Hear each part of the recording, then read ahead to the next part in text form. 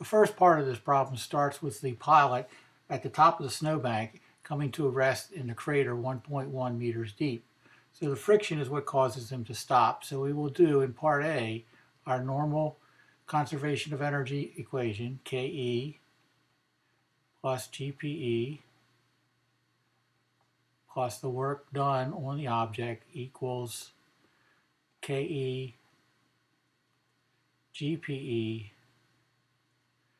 and the work of friction.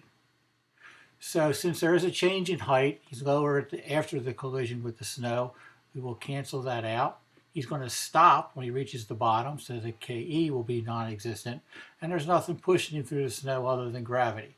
So our equation becomes Ke plus GPE equals the work of friction. So we put in our equations. We'll have 1/2 mv squared plus mgh equals the work of friction. And we're solving for the work of friction. So now we're going to start putting some numbers in. So the mass of the person is given as 78, and his velocity, the terminal velocity which he hit the snow, is 35. So we put in here 1/2 times 78 times 35 squared equals 70, plus, my error, 78 times 9.8 times the height of the snowbank, 1.1, equals the work of friction. And if we solve that all out, we will get that the work of friction will equal 48,616 joules. So that's our first answer. Now in part B, we're then asked to find the average force exerted on him by the snow, and we know that the frictional force will equal F times X, where X is the height at which the snow works. So the value here is going to be 48,616, what we just found, the frictional force times the displacement of 1.1. And if we solve that, we will get the frictional force of 44,196 newtons. So that's part 2. Proceeding on to part 3, part 3 asked me to find the force the work done on him by the air as he fell. So here we have to consider the motion from the airplane to the snowbank, and that's all. So again, we'll start with our general equation for conservation of energy, Ke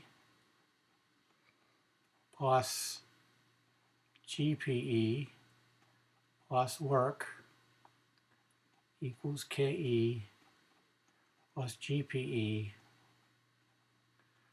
plus the work of friction.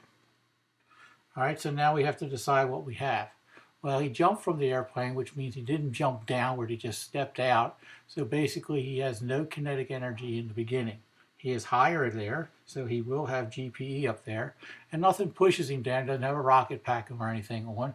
So on the left side, before the incident, we only have GPE. At the bottom, since we'll be lower, this will cancel out. There is frictional work done by the air, and he will be moving at the bottom. So if we write out the substituted equations, we get mgh equals 1/2 mv squared plus the work of friction, which is what we're looking for. So putting numbers in, 78, his mass, times 9.8, times the height, which is 370 meters, given in the problem, will equal 1/2 times 78. Again, that's his mass. His terminal velocity is 35, so it'll be 35 squared plus the work of friction. So we need to solve that for the work of friction.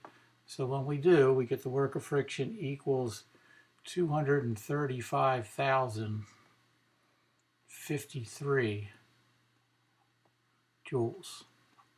And that's our final answer.